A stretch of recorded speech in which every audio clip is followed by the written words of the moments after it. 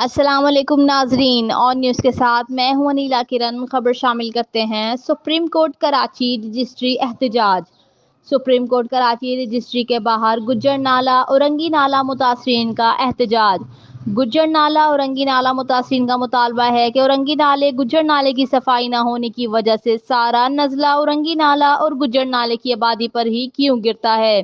2016 کی کٹنگ میں نہ کوئی معاوضہ اور نہ کوئی متبادل جگہ ملی۔ ہمیں گھر کے بدلے گھر دو۔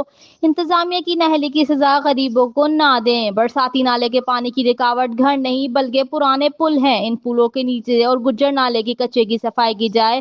ہمیں خودکشی کرنے پر مجبور نہ کریں۔